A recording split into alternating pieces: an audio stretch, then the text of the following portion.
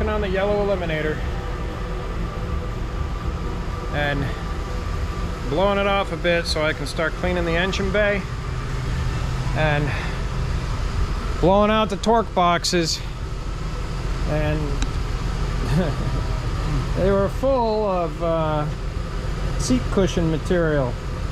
Little mice have been making nests in here, and it's just when I think it's all done, I'll change the angle of the blowgun, and then out comes a whole bunch more.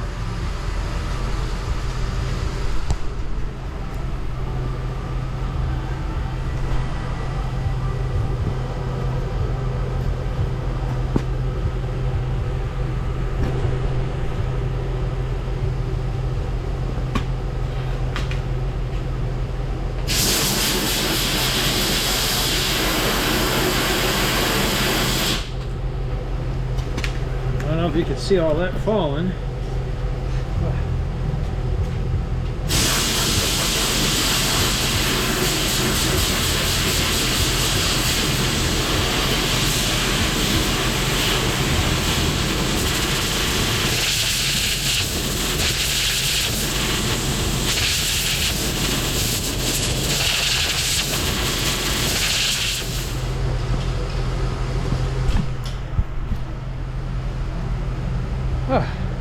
What a mess.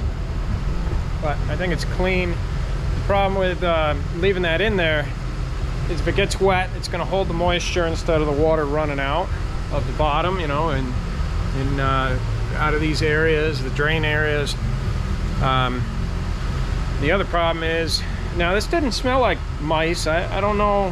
I mean, it's all pretty clean looking. A lot of times it's real dirty and mucky looking if it's got mice living in it for a period of time. I don't know if they built this nest and then just never came back to live in it very long. But yeah, all this stuff and whatever else is on covering me. But yeah, so now we'll get in there with some you know, some type of wax oil or something to spray in there so it creeps down into the seams and tends to keep water out. So okay, well, on to the next step. Well, next step being I got to clean up all this stuff here, and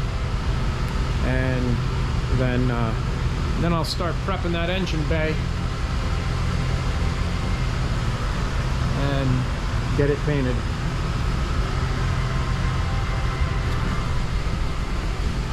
Whew.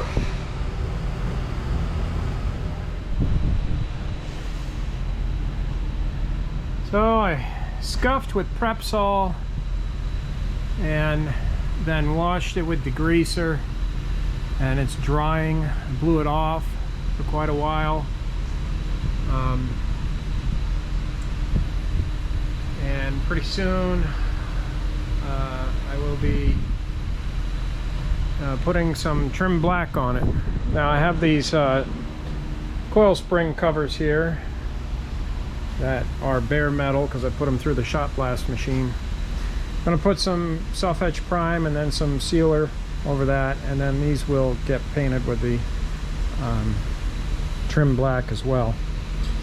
And so that by the time I get the primer on these and it is flashed, then that up there should be dry enough to paint. So these quickly went from bare metal to that green colored self-etch primer. Trying to shine a flashlight on it because underneath the truck there's not much light. They're hanging underneath the truck, but yeah, so self-etch is on there, and we're going to give it about 20 minutes. It's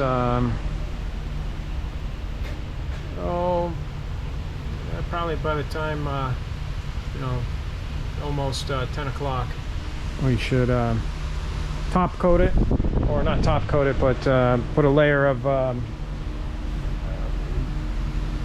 primer sealer on it, because According to the instructions, you can't top coat self-etch with paint.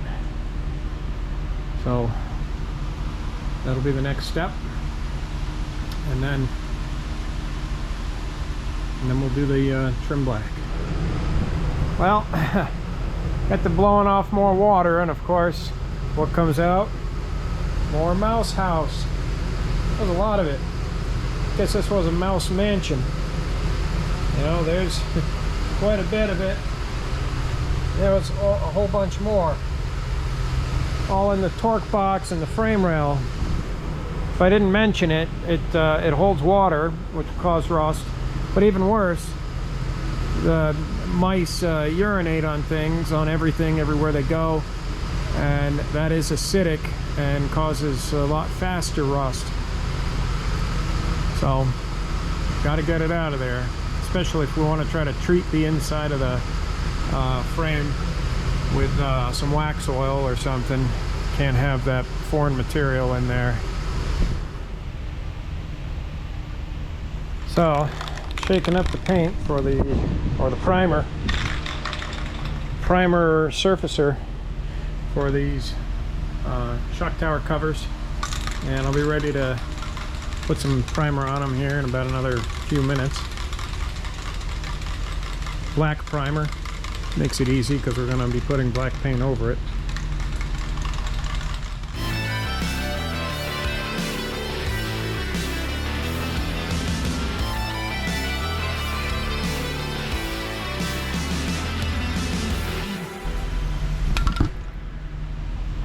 Well, that goes pretty quick, especially in time lapse.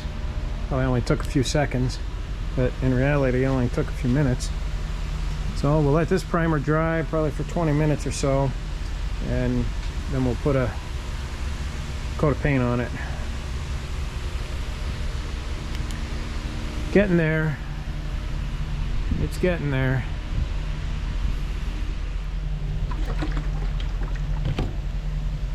Trim black. Gonna mix this up. It says 1-to-1 with a quality urethane reducer.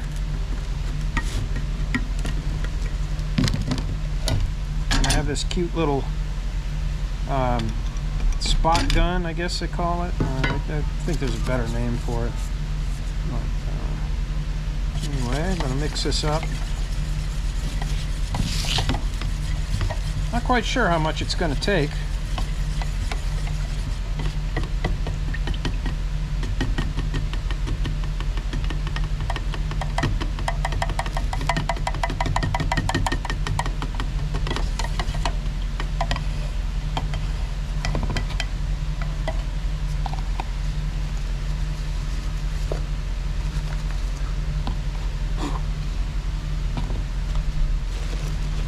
This cup has been used. I'm gonna just wipe it out with some lacquer thinner. I don't know what may have been in it other than my fingers. Probably trim black. It looks like it's got black paint on it. Okay, so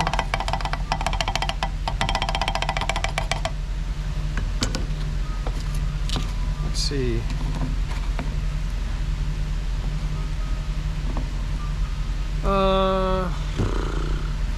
We'll try maybe 8 ounces total for everything. So we'll bring this up to 4 ounces.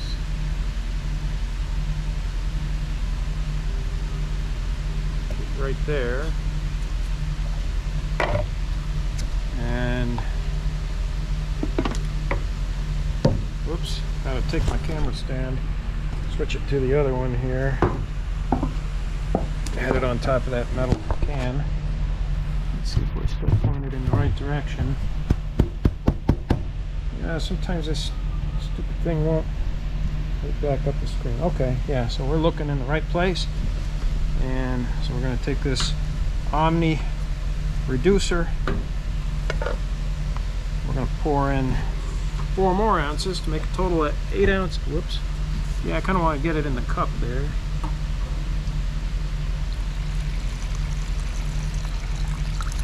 There we go.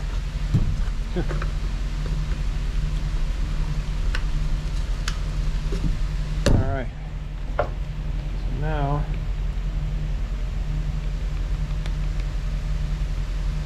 mix that up a bit.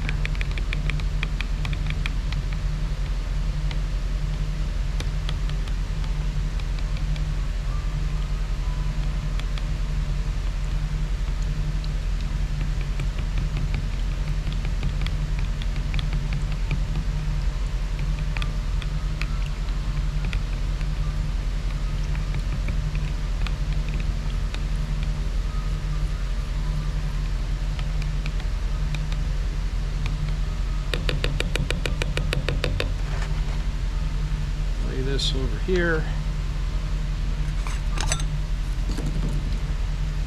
Let's find a strainer. Actually, I got other ones.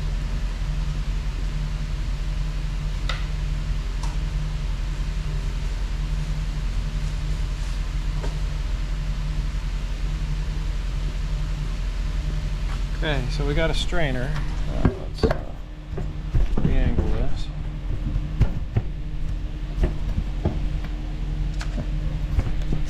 What it is. This camera might be getting old. Okay, so anyway.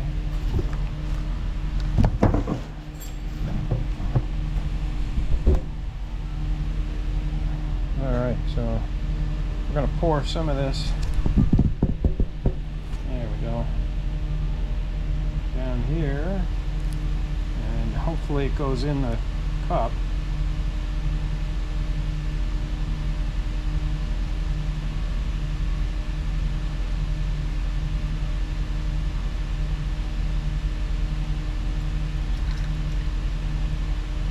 We'll probably, chances are we'll probably need more than 8 ounces of paint to do this.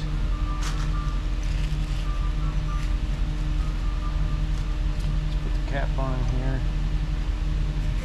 Slide that over so it drips in the paint. Now, I'm no professional painter. Actually, what a mess. No expert. I'm a novice, and oops. Yeah, quite a novice when it comes to this.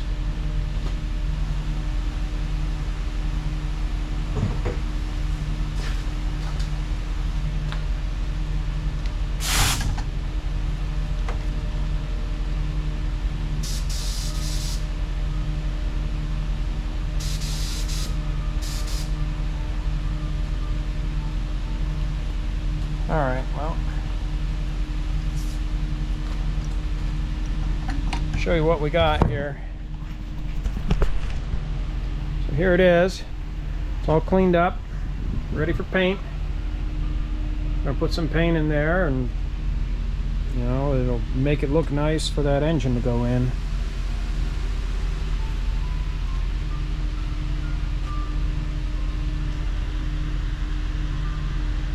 So here we go.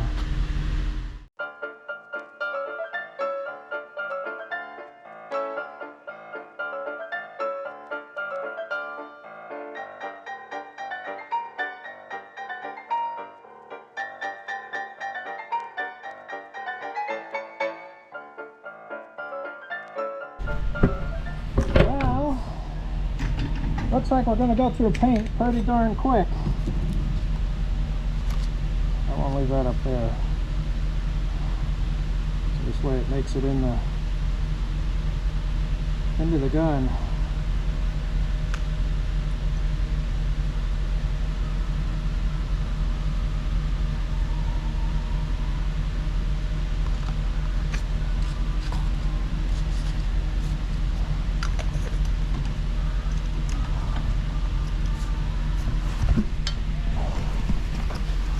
So I try to get all the seams and stuff first before hitting the panel part.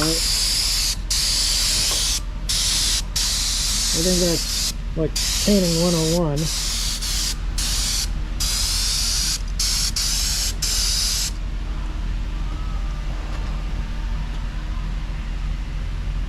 But it's looking better.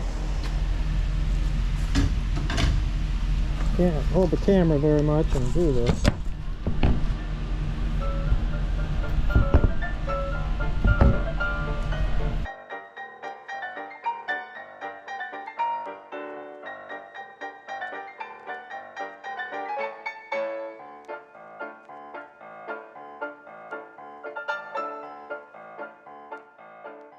So that's that full 8 ounces and it's gone. So we're gonna mix up some more paint and it's gonna be the same old thing as I did before. So we'll gonna shut off the camera so I can keep making movement on this, and I'll be back to show you what we finished. Not too bad for a first coat.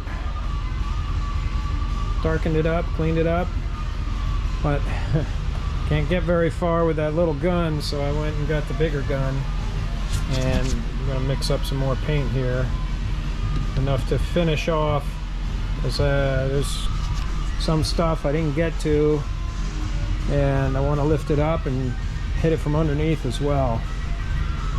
So I'm gonna mix up a sufficient amount of paint in this gun, and then get back to painting. Well, here it is, all painted, nice and fresh. Same sags like Ford had. Actually, those were there. You just didn't get sanded out smooth, and now they're probably a little accentuated from me painting on top of them. But it's the way they did it, and it's fine. It's not a concourse show car.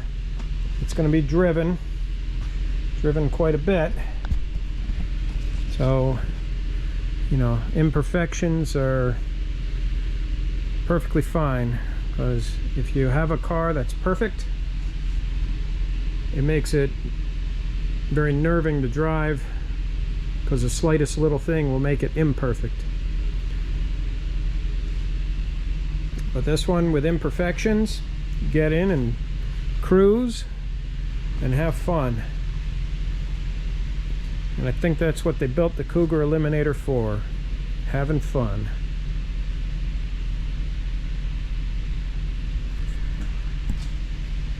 Well, it's almost 12:30 Sunday night, and I gotta be here and have the shop open at 8 o'clock. So I guess I'll be calling it a night and heading home. See you soon.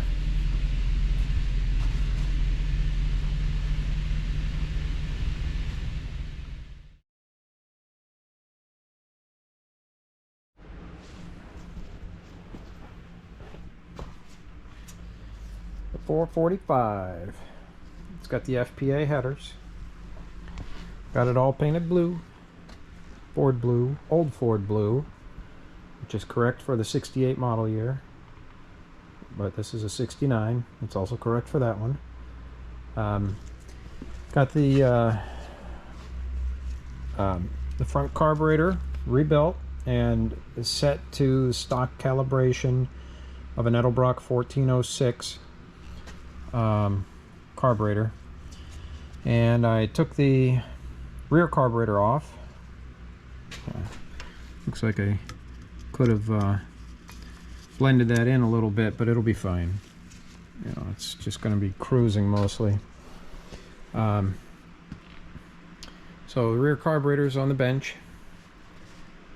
Got the accessories put on, got the alternator put on, and the power steering pump.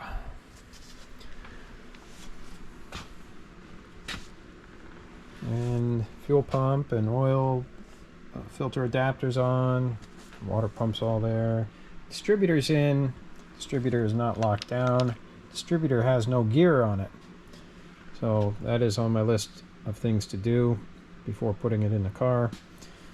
Nice thing called Local Car Quest. They got me, I say give me an alternator for a 69 Cougar. Usually we get a Motorcraft. But this one is actually an Autolite. It's cast Autolite, so that's kind of a nice touch. I got the Ford Autolite belts on here for both the alternator and the power steering. Let's see. Well, all freeze plugs are in. The mounts are on. Oil pan is of course there. The timing cover I fixed. Put the correct one on there and got everything else on the front. I think that's about it. Well, obviously the spark plug wires are in place and they came out pretty nice. I'm always happy to terminate the ends on spark plug wires. My favorite spark plug wires are the Taylor Spiral Pros. Love the boots on these. They got a really nice molded boot. So it's really the only spark plug wire I use. Alright, so over to the bench here. This apparatus is some pretty intense carburetor cleaner, and it's a agitating little parts washer. It's got a little basket in there that just rotates it back and forth.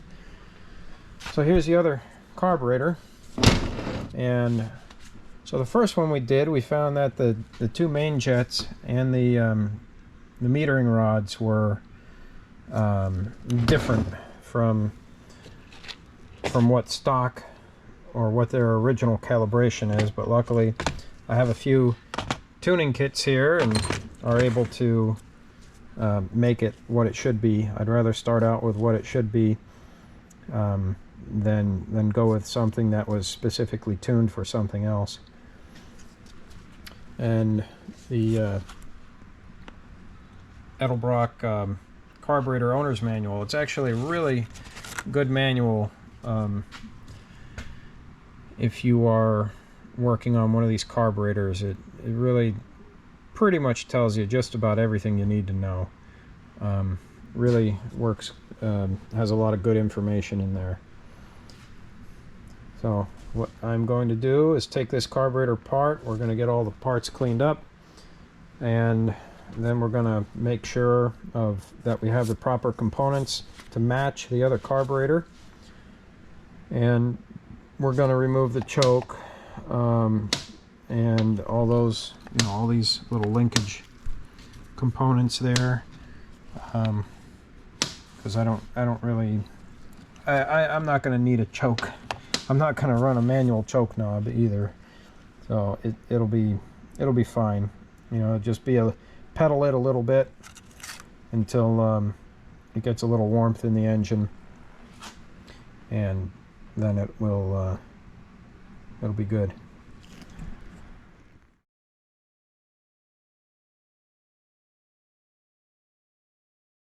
So I took all the screws out of here, and then I took these little tiny clips off of there. There's a couple of them. Next thing you do is take out the needles. Now you don't need to take these screws all the way out, because you can just, well, you got to loosen it enough that you can rotate that over, and then wow, this is kind of gunky in there. Usually they pop right up, but it's kind of greasy, I guess. Needle came off of it. And this is using a T15 Torx to turn those screws.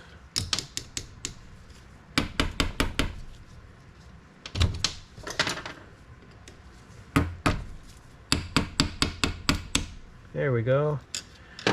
Yeah, I don't know why this is so greasy. Wow. This needle appears to be stuck. I got these carburetors for free. I guess somebody was having a problem with, well, we'll find out. We're going to pull that off of there without pulling it out. Normally we pull the needles out before taking the top off, but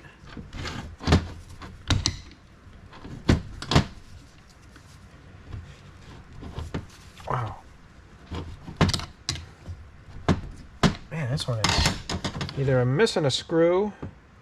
Oh yeah, I am. Not very often I see a screw in the front. Maybe this is an earlier carburetor.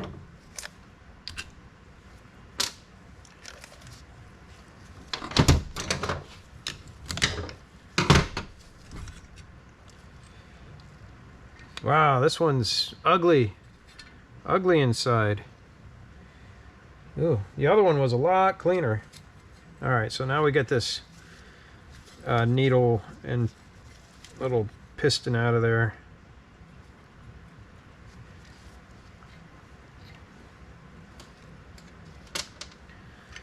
Alright, we're gonna take the floats off here. That's real easy, you just slide the yeah, it was real easy on one that isn't so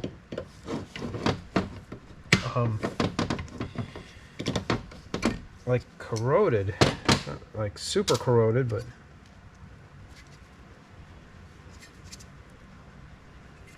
a lot of times if there's fuel you can hear it, shake it around and you can hear it, but I think that's okay.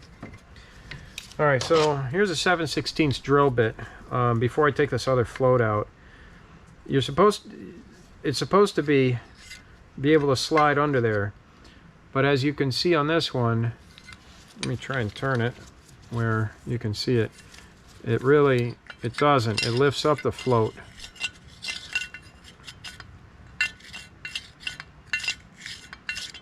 And so this fuel level is too high. I can say it's been a rare occasion if I've taken apart an Edelbrock carburetor and the float level is actually where it should be.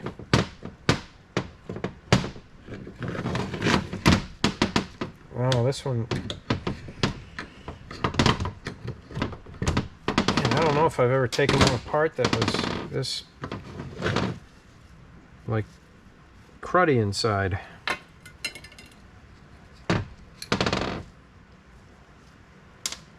Here's the needles. You know, I'm kind of cheap. I don't buy a whole rebuild kit. But this one might benefit from it. Benefit from a whole kit. But the needles, you know, the brass needles and seats, it's a rubber tip needle. I really haven't found a lot of problems with them. So I reuse them, and these are nice. This is the seat for the needle and seat for the inlet, and it's got a little screen on there, so you want to make sure that that gets cleaned out real good, and you want to make sure to go back with that screen because that's going to keep the debris from getting caught between the needle and the seat, because when that happens the needle can't close off the fuel, and then it overflows the carburetor, and it overflows through the boosters and into the engine, and then it just, you know, that's not good, not what you want. It's a problem when that happens. So you want to make sure to have those screens in place, and you want to have good filtration before the gas even gets to the carburetor. Yeah, this one's really cruddy. Kind of makes you wonder if they even had a fuel filter in the system. Wow. Yeah, so I probably have a kit for this, but like I said, I'm kind of cheap when it comes to these, and I'll reuse the gaskets if they come off clean, if they don't get torn or anything.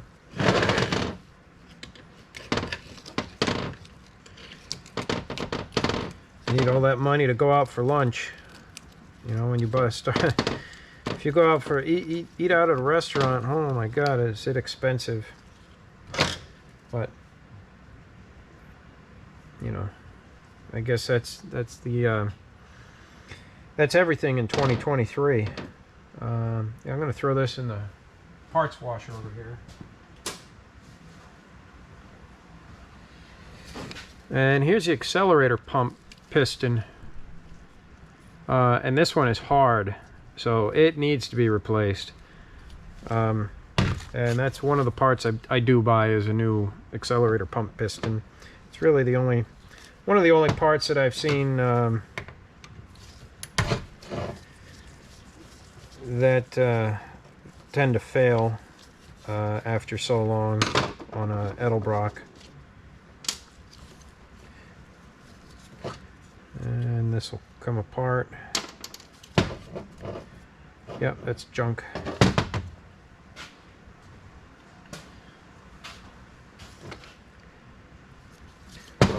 Alright, so you need it. Well, what we're using here is a 3/16 nut driver to take these choke parts, or the choke flap, off.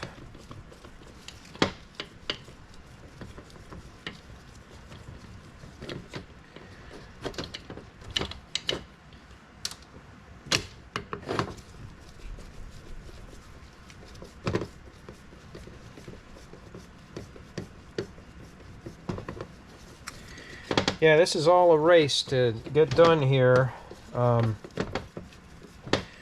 Today is May 4th, and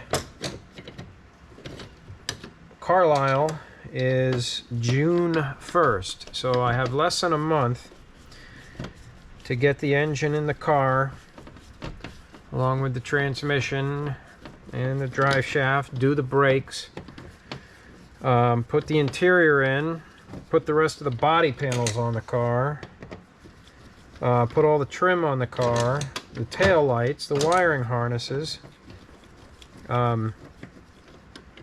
headliner I got to do, got to put all the window glass in, the windshield, the rear window, the door glass, the quarter glass.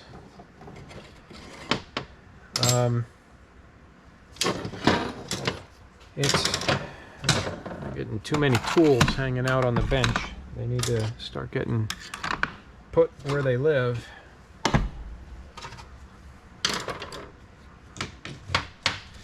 But there is a lot to do on the car, and luckily this weekend I have a friend coming down from New Hampshire. He's going to help me out, and we'll film some of that. Probably the engine installation and such. And well, we'll film whatever we can. I mean, I gotta say, I haven't been filming quite as much of this project as I do when I do other things, because I'm in such a rush that I'm not really taking time to fiddle around with the camera. We're gonna take that.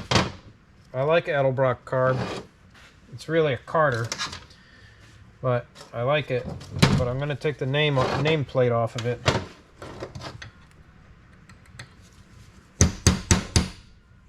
You know, the only name I want on the engine is Mercury or Ford. Mostly Mercury on the valve covers, you know.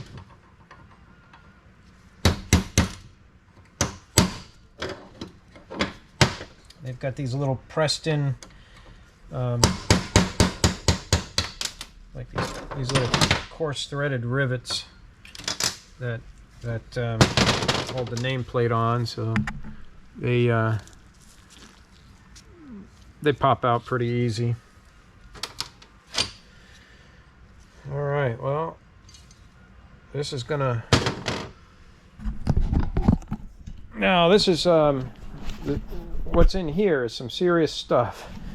I mean, it is no doubt corrosive. The 5-gallon container I bought.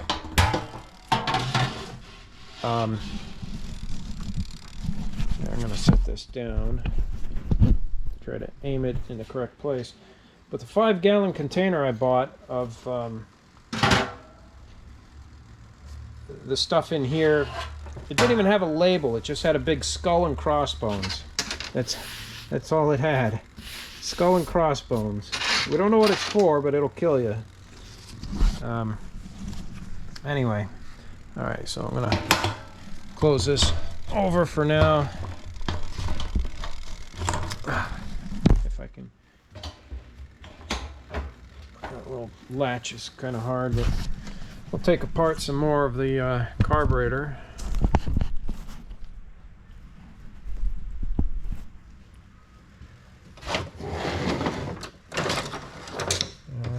That out of the way and that out of the way. Always good to keep a clean bench. Oh my God.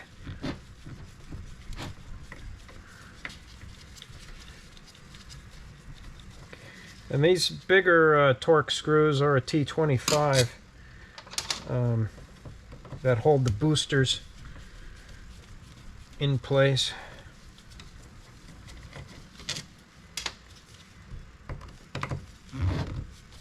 Oh boy. I'm going to use a speed handle on these. Might be a little easier.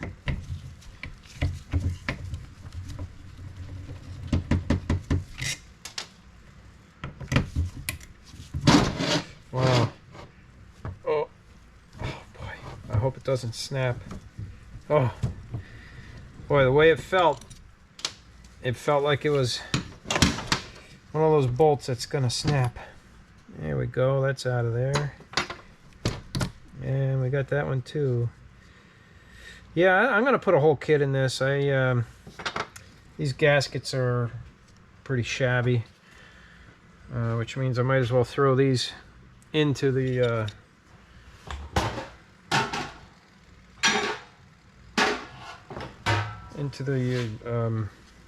harsh carburetor chemicals there. It's a piece of gasket here. There we go. And that can go in there too. All right, let's get the rest of these things out. Yeah, this one is going to need a bit of soaking. The other one cleaned up pretty easy. Really easy, actually.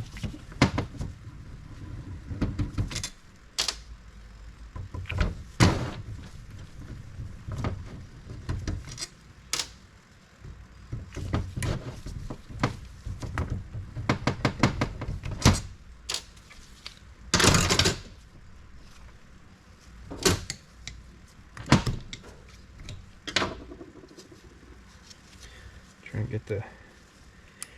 Yeah, some of these gaskets, I mean, they come off so nice. You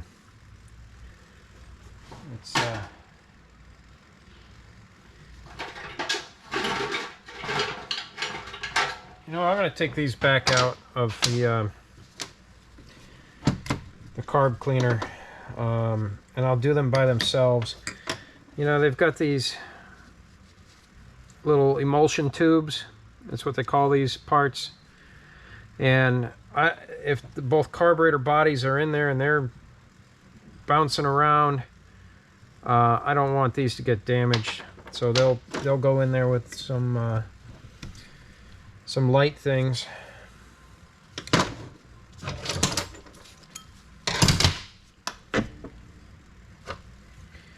And these screws here for the accelerator pump nozzle are actually a T20, but I'm kind of lazy to go over to the toolbox and get a T20. T15, it gets it. If they were really tight, then you would need to actually put the T20 in there, but the T15 works.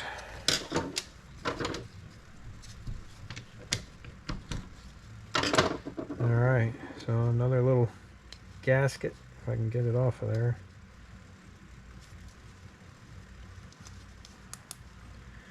Alright, because that'll go in the basket with those. Now underneath that accelerator pump nozzle, there's two things. There's a little brass weight, and there's a check ball in there.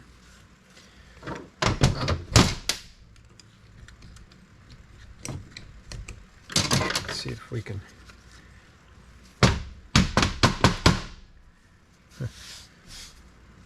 check ball's kind of stuck.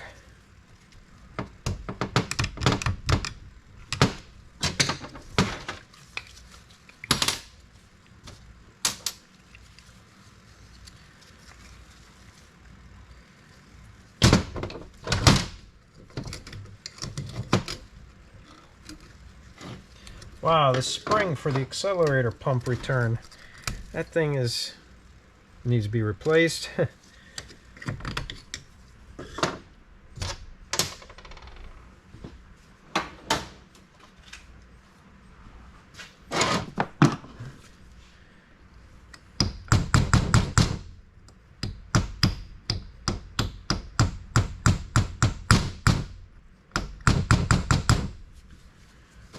See if we could get that ball to come loose.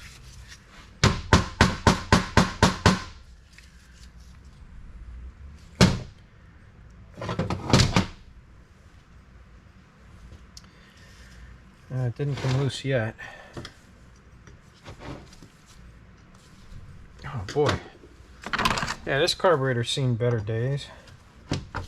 Hey, what, they have salt water in their gas tank or something?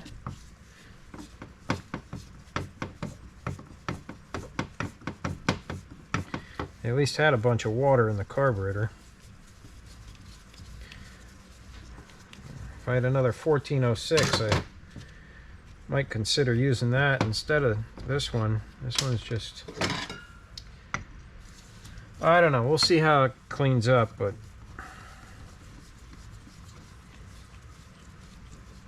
kind of getting a little, not nervous, but just losing the enthusiasm on it.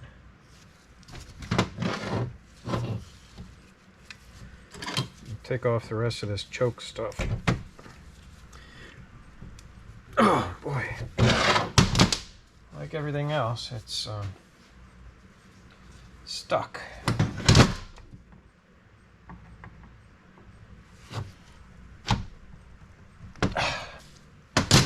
See if this screwdriver fits a little better.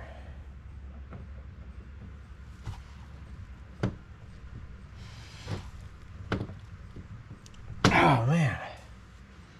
Wow. Well,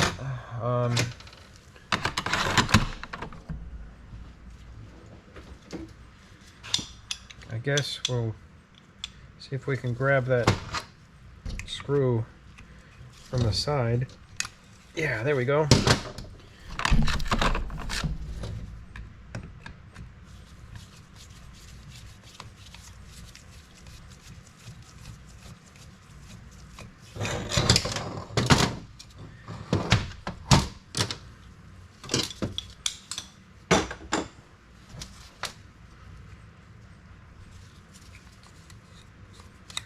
Well, at least it opens up well. I'd like to get that ball out of there.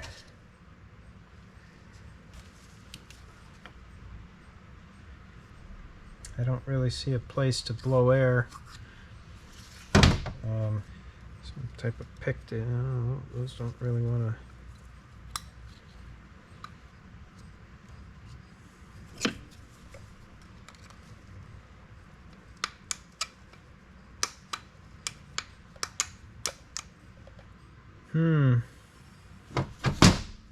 Well, maybe we'll let it soak in there and see what we got. I think we'll try to get some of this debris out first.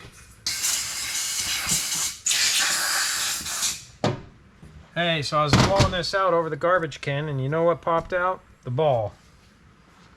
So it's in the garbage can here somewhere.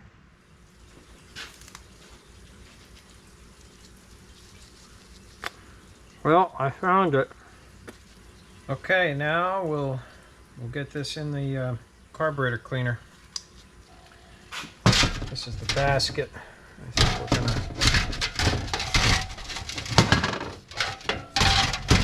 try and lay that down. Put that over there. And that like that. Boy, this stuff is intense. No doubt.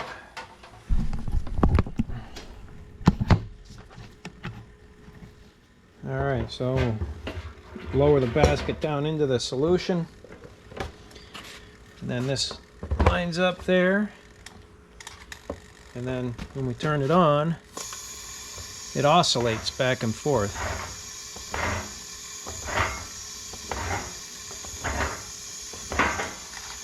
we're going to leave that for quite a while. You know, I don't know what would happen if I left this in here overnight, if it would damage that carburetor or not. I don't, you know, man, I don't know. Well, I'll let it run for a while, and then I'll check it.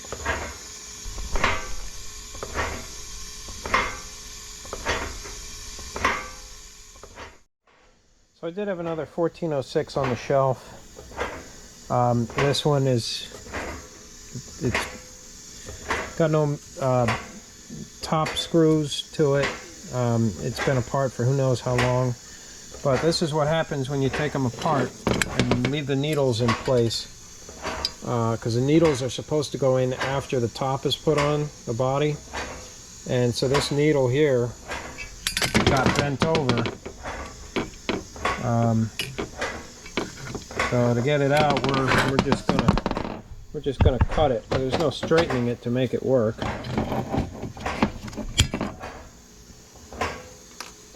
Because that needle's junk.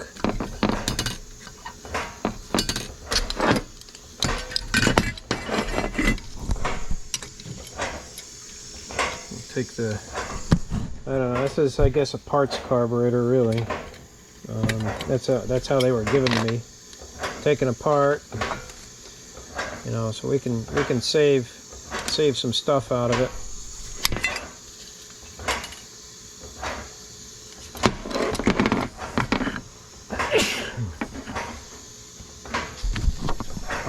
Yeah, so we'll set this one aside. We'll see how that other one cleans up, and maybe we'll use this one instead. All right. Well, I'm getting ahead of myself without the camera. So I had the two other carburetors. They were too pitted inside. They were just so rusty and pitted that where the accelerator pump piston, this part here, it was so pitted that it would wear out this little lip seal. So I decided I'd call some friends and see if anybody had an Edelbrock hanging around. I ended up finding one. It was a different list number. It's a 1405 instead of the 1406 like the other one. And the difference being the 1406 is set up a little leaner and it has electric choke. So looking around and looking at these boosters and emulsion tubes and all that, there's a bunch of different ones. And so I found ones that match the 1406. So if I use all that stuff and then jet it the same, it should be pretty darn close. So I'm gonna put some stuff together here and hopefully get this one on the engine.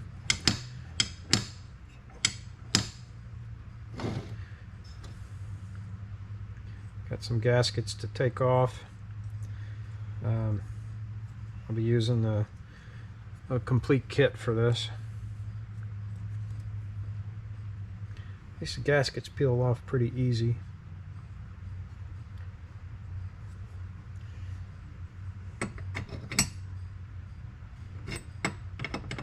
Okay, yeah, it only fits one way.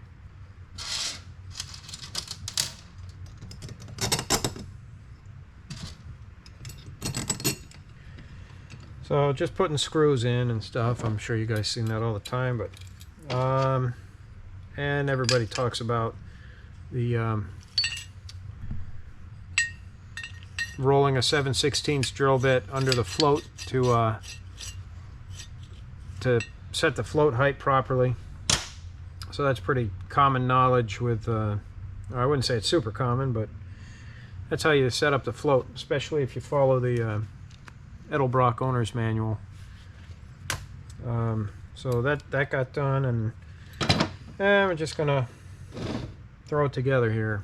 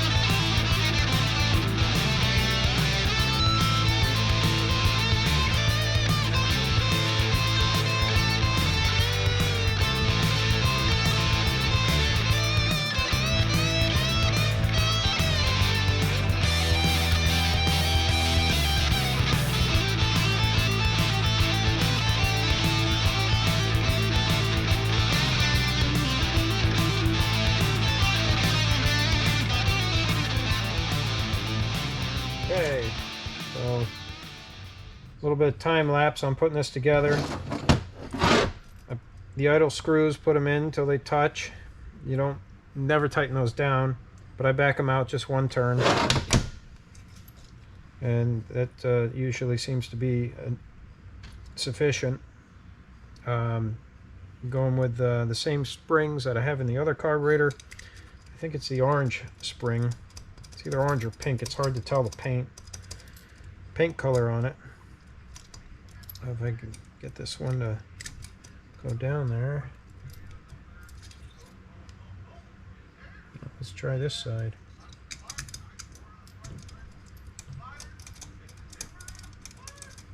There it is.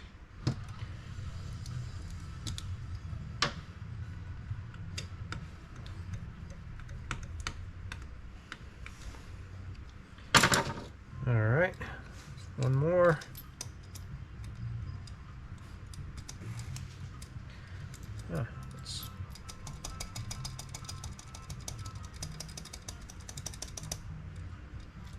I wonder what is going on here.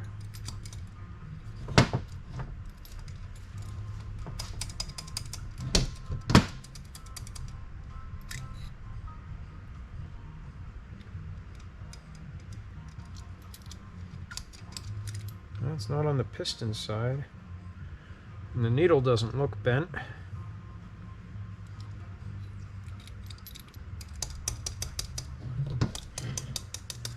Oh, there it is.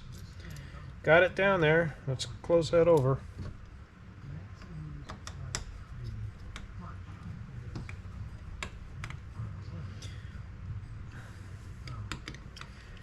Like to make sure these are good and tight. It's one of the only screws that if it backed out, it would go into the carburetor. The other screws that hold down the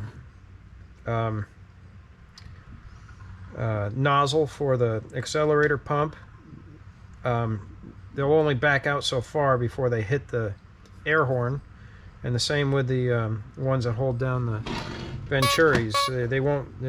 It's impossible for them to back out enough to be a problem. What else did we do? We put a little grease on the accelerator pump, and so now we're going to, well, we're going to find the accelerator pump link. Oh, here's one. Out of those 3 carburetors, at least I found one. We're going to start with the outside hole. I mean, this has got 2 carburetors on it.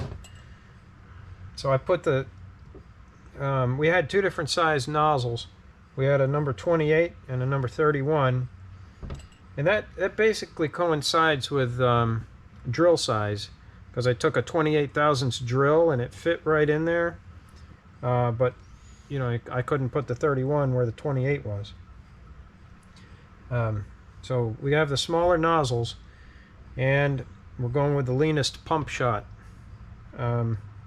Actually, I have it on the richest.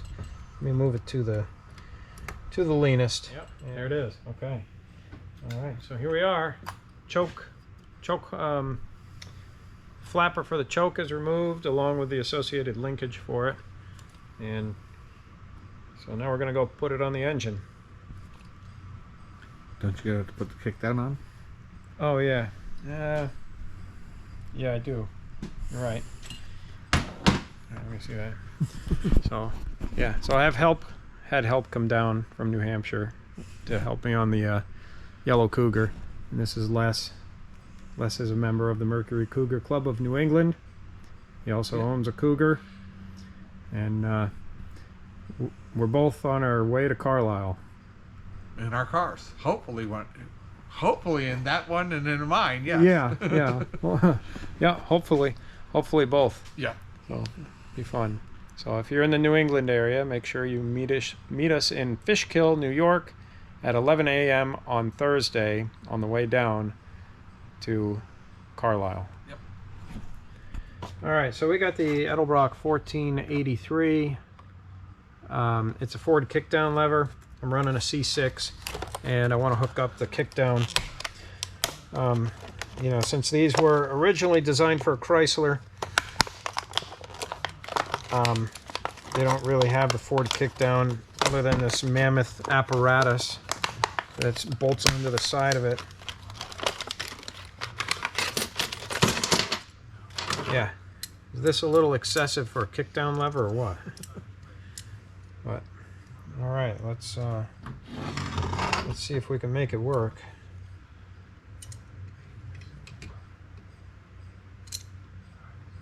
Huh.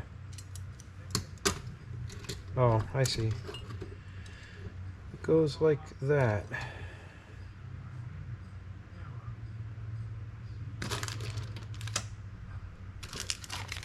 Oh, it does come with directions. Edelbrock's pretty good like that. Give you directions with stuff that aren't transcribed from some other language.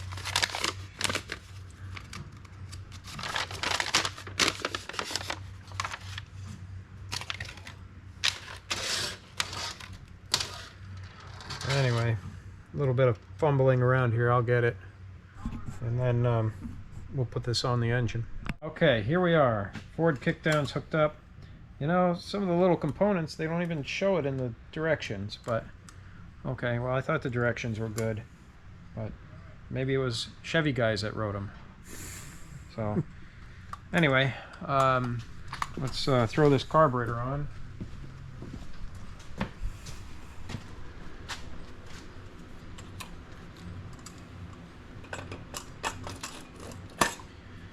One, two, three. Now I gotta find the hardware for it.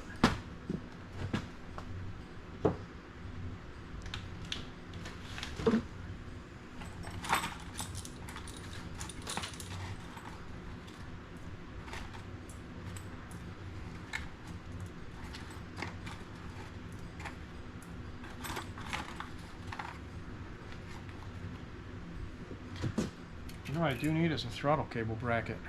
I don't know where. I'm sure I have some, but I don't know where.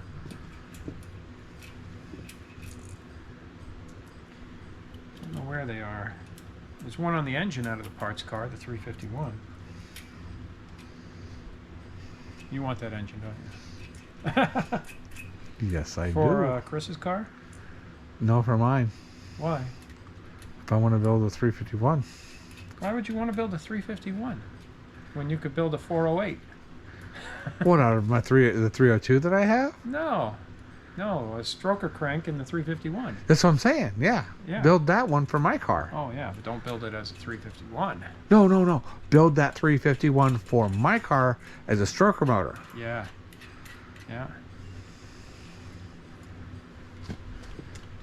All right. Speed handle.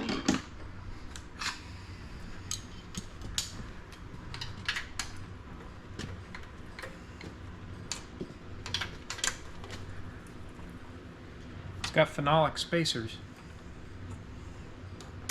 If you want to look at that, you could just touch the back of the screen.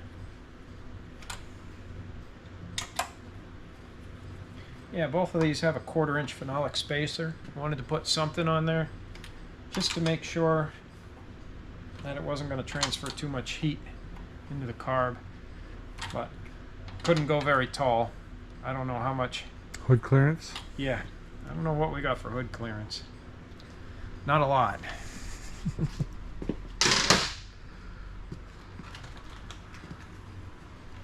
So I've got some miscellaneous fittings here. These are, it's a little banjo type fitting where you can aim it any direction. It comes out 90 degrees, but I decided I'm not going to use that. I'm going to use this. Just an adapter. It's 3/8 flare, and then just regular fittings, like from Edelman. They have a T. It's a T for 3/8 male flare fitting, and it's hose barb on the run through. And So that's we're going to use those fittings here instead. It'll look nicer than trying to put a Y over here or something. I think it'll just be a nicer setup.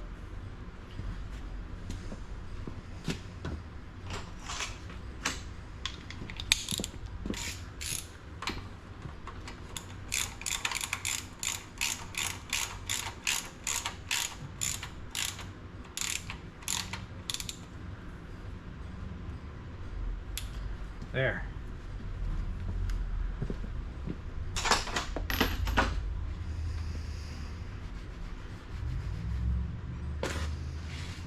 We'll throw this back on overnight.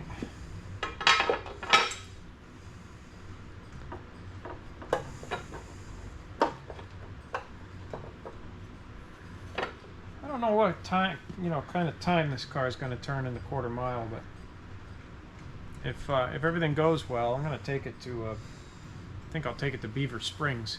Yeah. That'll be fun.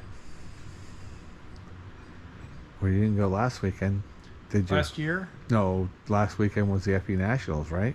Where? Oh, no. Nope, they moved it to later in the year. Oh. It's in September now. Now it's Instead of May. April 27th, 28th. 29, yeah. Yeah. So. Okay, well, I think that's it for tonight. All right.